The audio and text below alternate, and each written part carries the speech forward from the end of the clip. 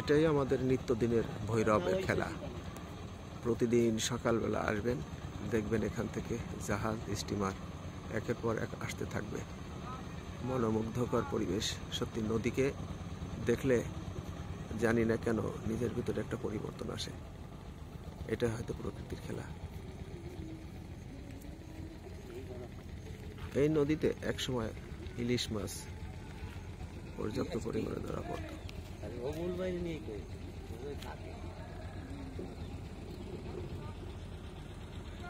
নয়ন অবিরাম দৃশ্য।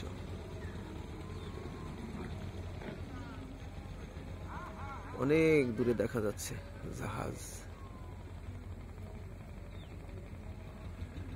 বেশ ভালো লাগবে।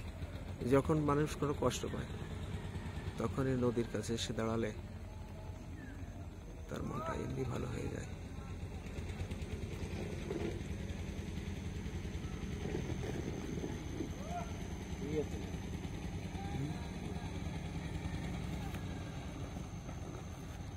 ভাটা, খরস্রোতা ভাটা, একের পর এক জাহাজ লঞ্চ স্টিমার আসতে থাকে।